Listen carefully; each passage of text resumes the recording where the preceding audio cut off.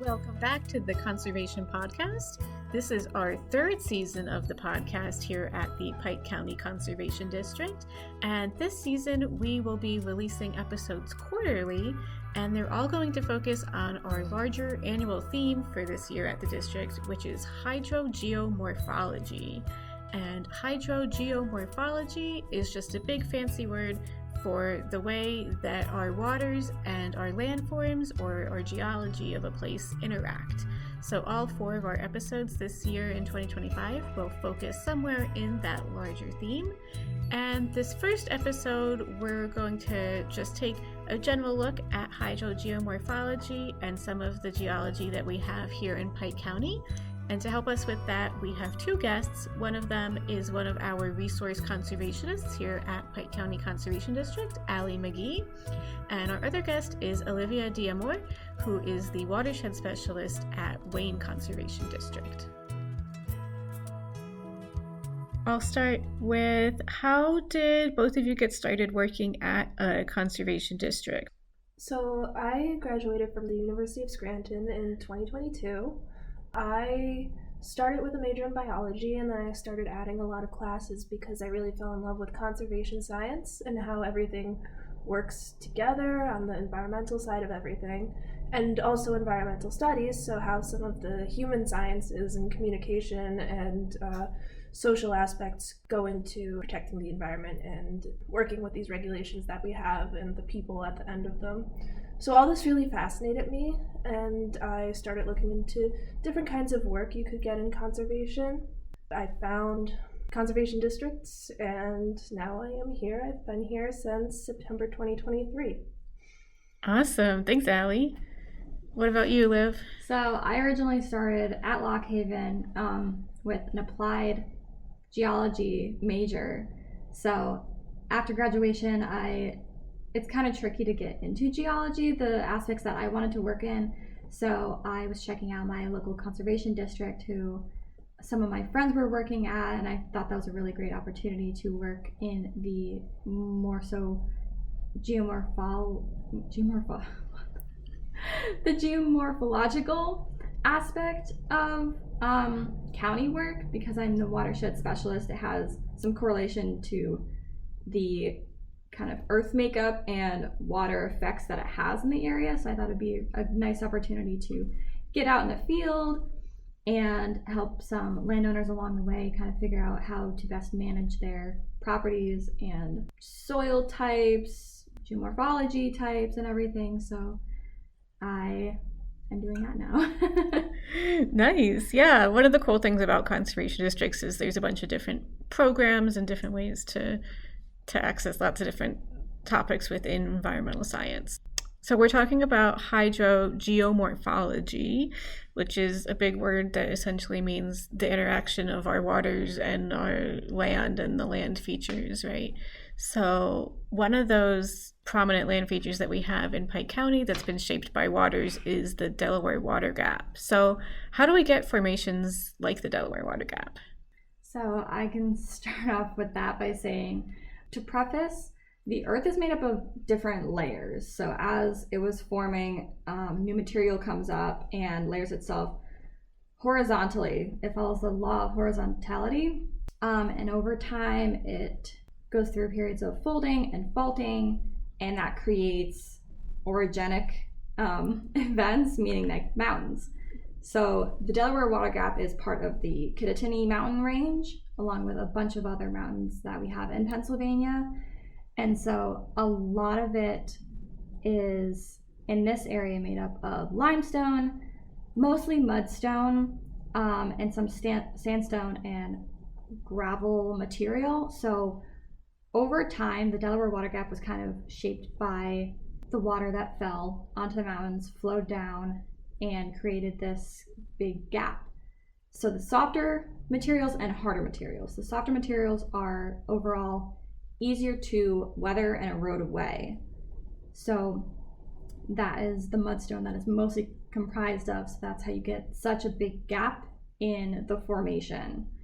Along with the harder material, hard rock, it's soft rock and hard rock as like the main terms, which are the more crystalline materials such as like igneous, like quartz and marble type material. So whatever is left over is mostly the harder rock material, being the quartz based materials. Like sandstone is a lot more quartz based than sand or mudstones.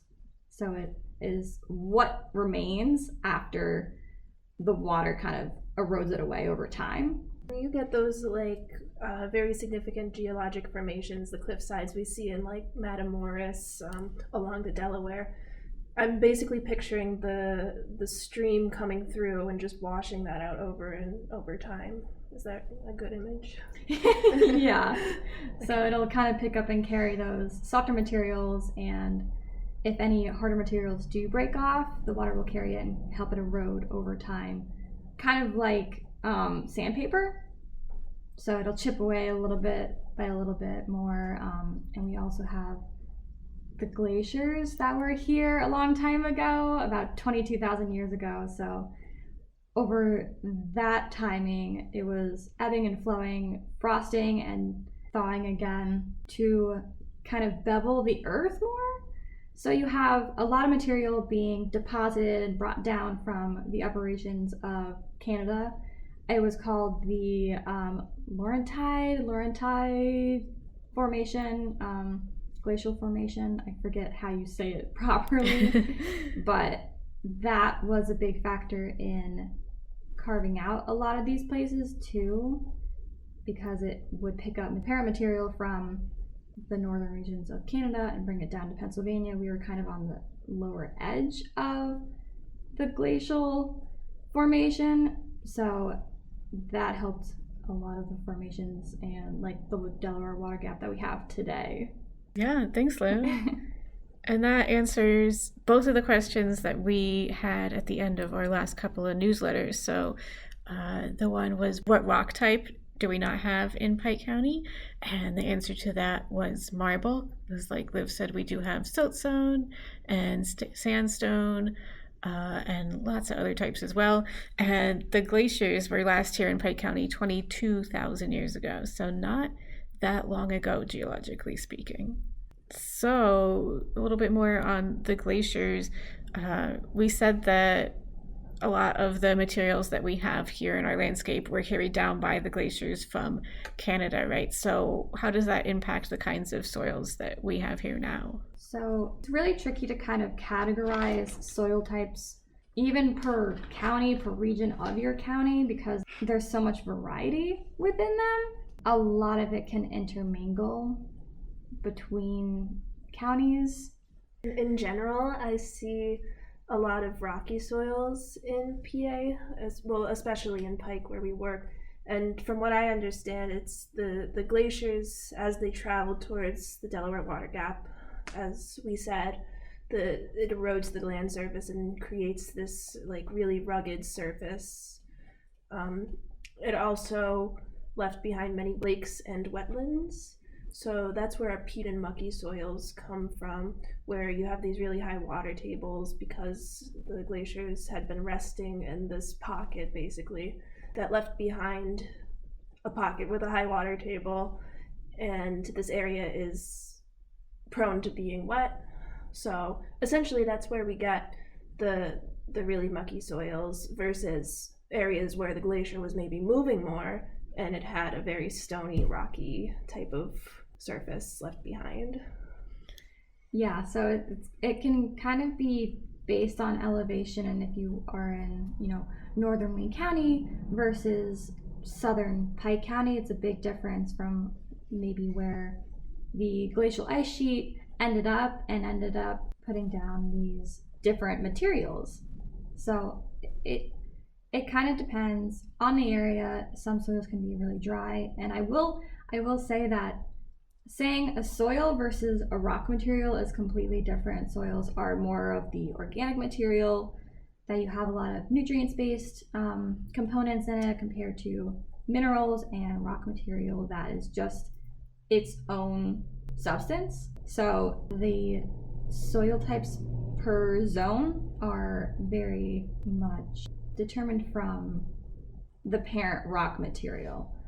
So depending on what rock type, it could be more nutrient based compared to other types of soils where a different type of parent rock material can have less components in it. Like mudstone might not carry a lot of nutrient based components, so you don't have a lot of good soil types to like farm in.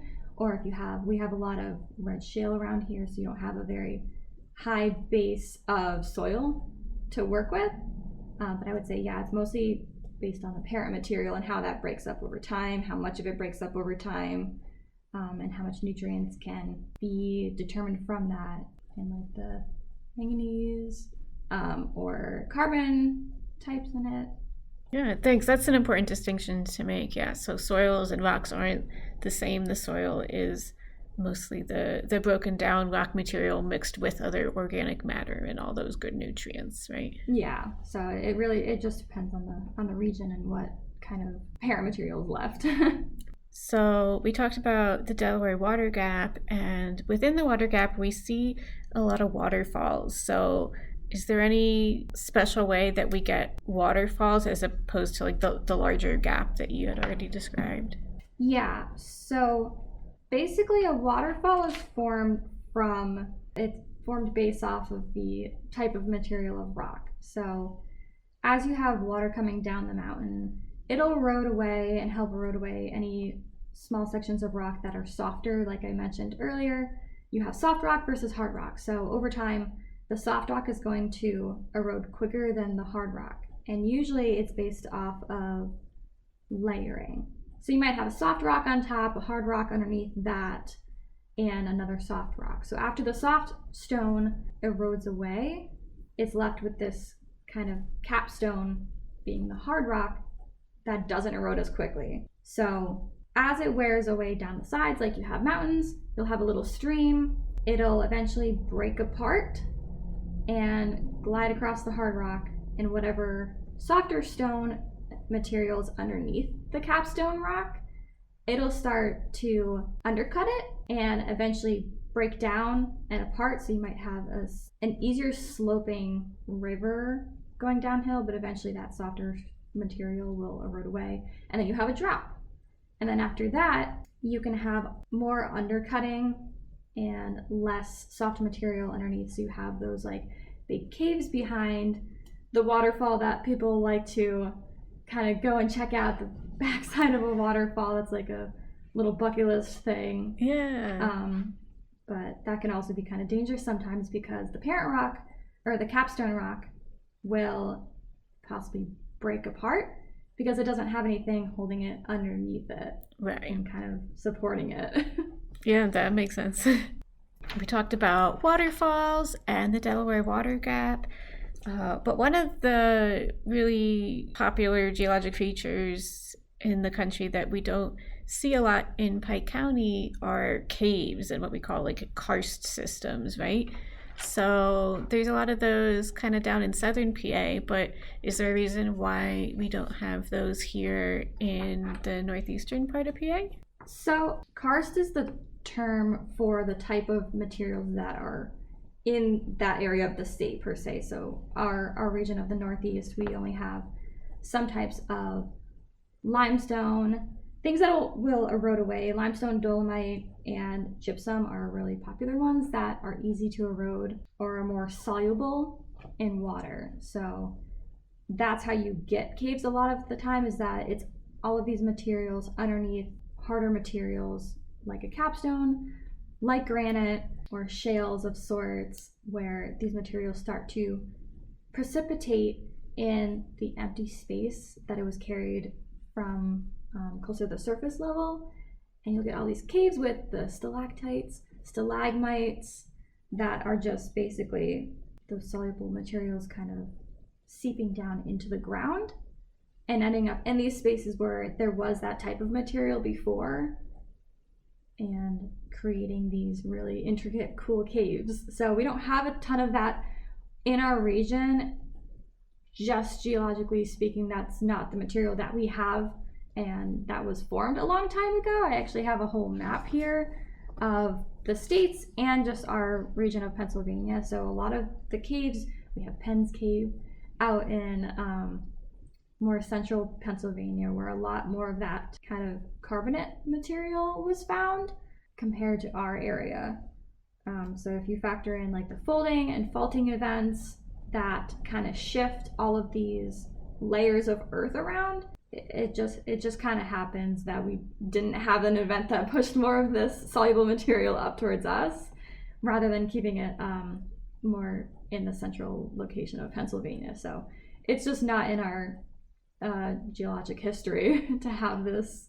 I know that karst topography is a very large consideration when you're doing earth disturbance activities associated with construction too, because you're actually moving that earth. So if your earth is going to be opening sinkholes, your entire site is in consideration for perhaps that happening, and that's not something we deal with here, but it does look from the mapping I see a lot in central PA. It's more of a concern. Yeah, so a lot of times they'll have specialists come out to take a geologic sample and do like a core sample for these karst and limestone mostly materials, to make sure that any districts won't find faults when they're trying to build something, because that would be really awful to have a sinkhole open up underneath your house, and then all of a sudden your house is in a hole in the ground.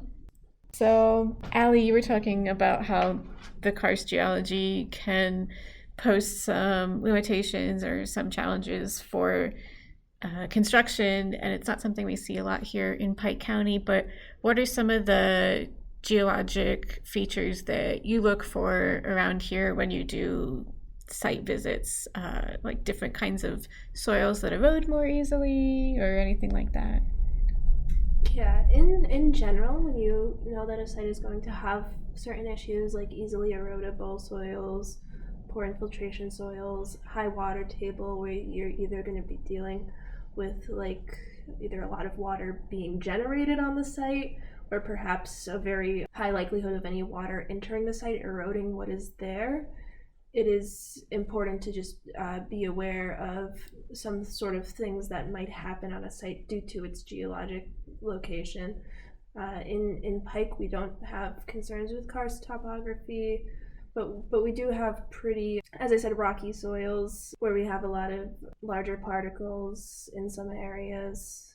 In general, when you have soils with larger particle sizes, you're going to get better infiltration. So the ground is going to soak up the water a lot easier than if you had something, think of like a clay or something with a really small particle size that's going to act as a barrier to that water entering the ground. So for construction practices that are taking water into the ground, you're going to want to be mindful that you're not using small particles, and you're also going to want to physically make sure maneuvering on that site you don't compact those areas that infiltrate. So if you're driving construction equipment over them, for example, they would get too compacted to take in the water, and it would pose larger site issues and manage the stormwater differently. So I guess what I'm saying is I look for erosion, and I also look for infiltration, and I think those are two very important geologic phenomena that are important for a site that is in compliance, as we say, or is basically not polluting the waters as erosion may do. So in addition to the rock types and the soil types that we have in the county and at these sites, the slope of an area can also affect the speed of stormwater or just water features running through it, right? And the faster the water runs, the more erosion potential it has, right? So since we live in a pretty mountainous area in the Poconos here, does that have a lot of impact on the erosion that we see? I think that when you have a super high slope, it's going to pose challenges to the actual building of construction. So like if you're building a house, you're not going to want to build it on the side of a slope unless you have a ton of fill coming up at the edge of it. A lot more of that too can be the type of vegetation that you have in the area to kind of stabilize the ground. So if it's a lot of moss, which is not very root based, you're not really going to be looking to build in that area, especially if it's on a hillside, because it's not going to be very stable underneath to build if you were to excavate and expose that ground. Mm-hmm.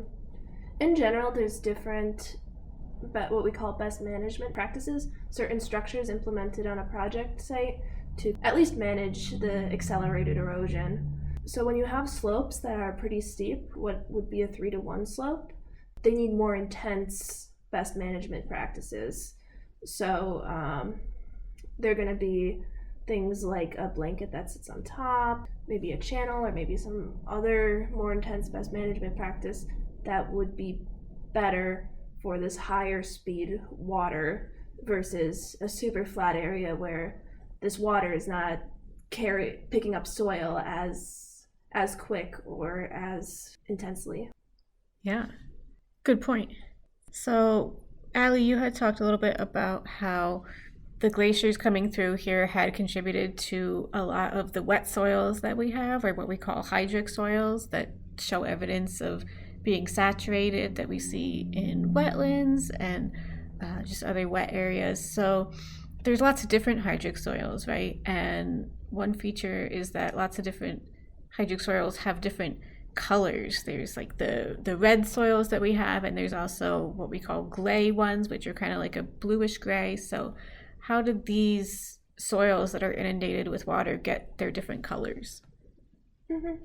So the premise here is that the inundation, the periodic saturation of these soils, means that they don't have oxygen. Within the soils, things are decomposing. That is due to the presence of bacteria.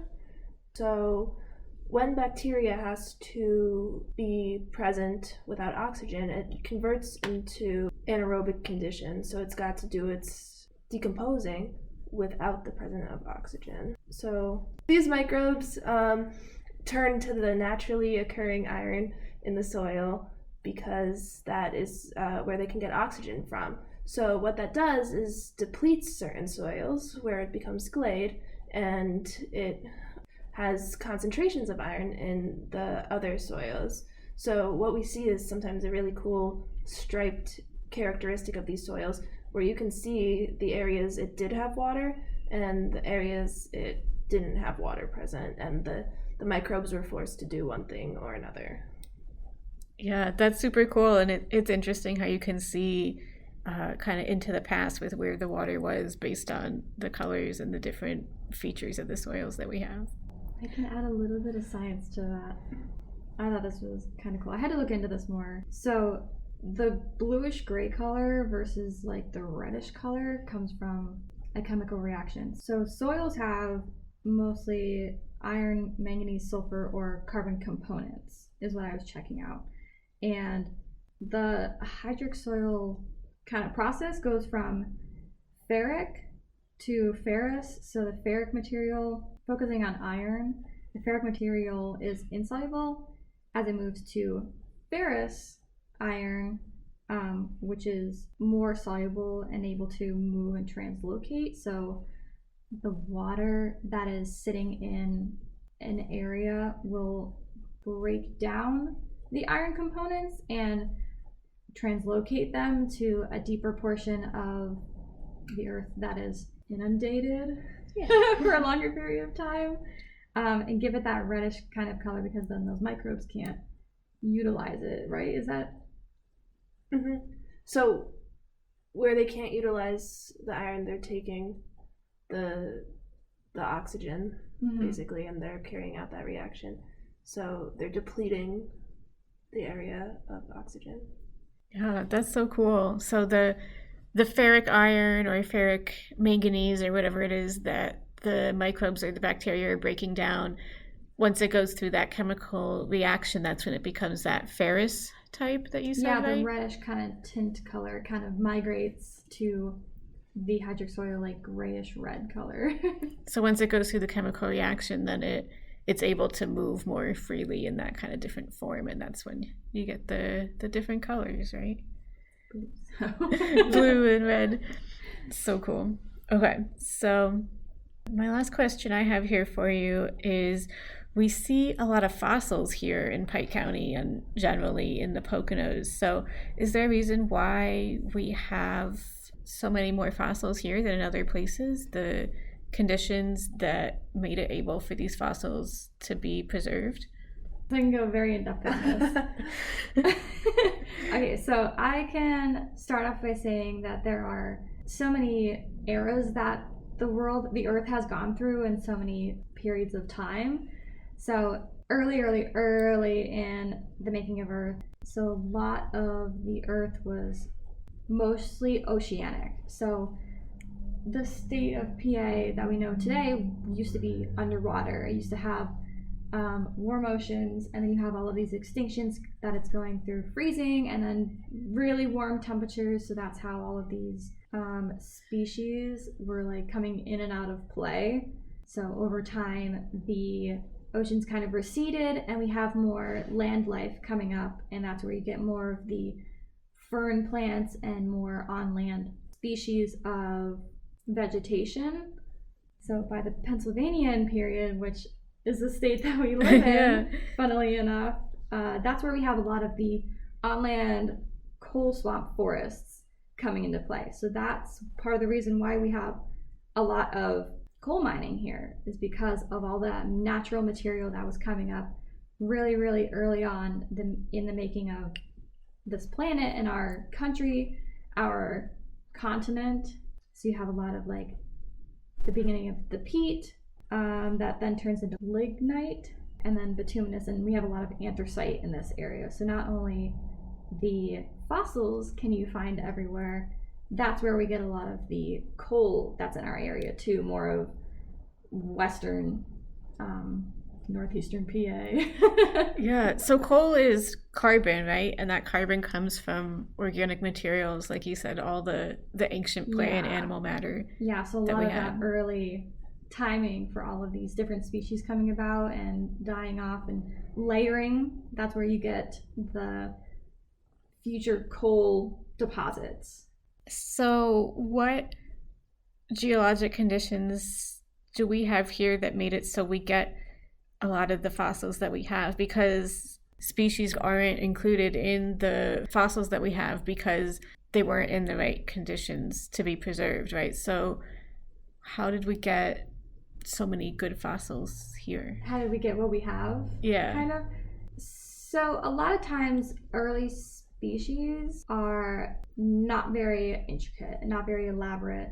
They're more soft-bodied, whereas a lot of these guys have hard shells or some sort of protection. Even the plants, they have these shell types, so it's easier to preserve those compared to other species that we're still trying to discover from maybe carbon dating. A lot of it is just based off of the protection type that these creatures had. So you have a lot of like the mollusks being the clams or mussel types, the gastropods, which have the hard shells, easier and longer to preserve than it is softer shelled creatures or soft-bodied creatures. So over time, during the layering process, any of the softer material would decompose a lot quicker and not be able to preserve itself on the ocean floor bases compared to shells that can be buried and compressed and demineralized over time to leave either a cast or an imprint version of what was left. And that's oftentimes what you find as the fossil. A cast is when you have, say, a mollusk, and the shell over time will be buried by different material, and through that it'll be trapped in these bases and decompose and be remineralized to create a structure that looks like the actual fossil itself, but is just a cast of what it used to be. So it's just a base of it being trickier to decompose over time, and so it lasts longer. So it's able to be, these harder substances like the shells and the exoskeletons can last longer in the soil and the rock material to get those imprints over time than something more squishy. Didn't Didn't some fossils get carried by the glaciers too? Is that something we know of? I mean, that's definitely a possibility, because if it was fossilized already, it is rock material then, and it could be broken apart and taken in the recede of the glacial ice sheet and then brought back down. So anything that was in Canada that might be fossilized could be broken down by these glacial ices and moved further down into what is the United States and deposited when it recedes again from melting. So probably. Yeah, that's so cool to think about. So those are all the questions that I had for both of you. Do you have anything else that you want to add about the interaction of our geology and our water? In Arizona, per se, where their climate is very dry, they don't have a lot of vegetation, so they don't have a very deep soil base because there's not a lot of nutrients being transferred into the ground, decomposed, recycled into new material. They have a lot of cactuses and dry plants to be in this arid climate compared to Pennsylvania, which is more of a temperate zone where we have a lot of nutrients, a lot of vegetation, trees, plant species decomposing over time and giving us a deeper, thicker layer of good soil to work with. So we have more soil types based on oak hickory forests or deciduous forest than other places. So you have more and better soil. So I guess it just depends on like the region you are in the States, in the state itself. Yeah, so the soils that we have are really made up of and therefore dependent on the organic materials, the plants and animals that live in the area. It's all kind of based on the microclimates, because from the top of northern Wayne County to the bottom of Pike, you might have 18 different microclimates just in one county, let alone both of our counties. So it really depends on the area. Sure. I think I've got a wrap-up question for you. So do you have any favorite places in our area to check out some cool geologic features on our public lands that people can go check out? I don't know if it's my favorite, but Bruce Lake in Promised Land State Park is a glacial lake. Yeah. And it's got a lot of like really cool wildlife because some of the geology of Pennsylvania, some of these lakes and wetlands we get have really productive systems that have diverse species that are protected and of concern, and which makes them a very important habitat. Yeah, that's awesome. And then there's Child's Park that has like the really cool cliffs, right? Yeah. In Matamoros, there's like the elephant feet, right? Yeah. Yeah, so like on the sides of the Delaware River, the way that the river carved out the sides of that gap over time, it kind of looks like an elephant's foot, the way it's like wrinkly and it looks like there's little toes on it. I don't think I know about that. Yeah. That's news to me.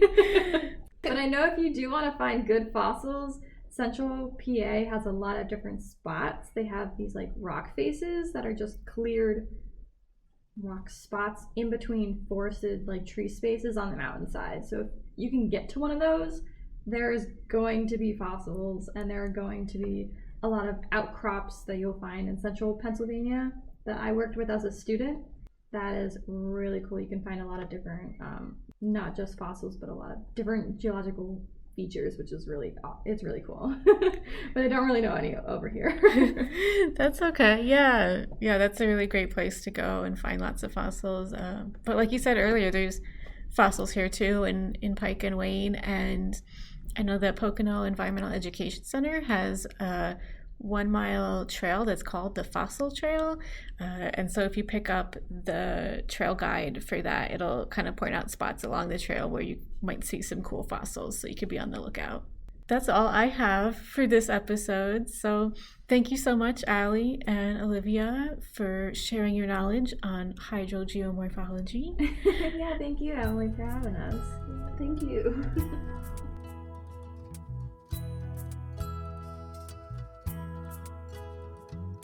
Thank you for listening to the Conservation Podcast here at Pike County Conservation District. If you enjoyed this episode and want to find more, you can find past episodes and new episodes on our website, pikeconservation.org, under the Education tab, or on Spotify. To stay in touch with us and find out more about our upcoming events, newly released podcast episodes, and tips and tricks for conservation at home, follow us on Facebook, Instagram, and YouTube, and sign up for our email monthly newsletter, which you can find the sign up link at the bottom of our website, pikeconservation.org. Thanks for listening.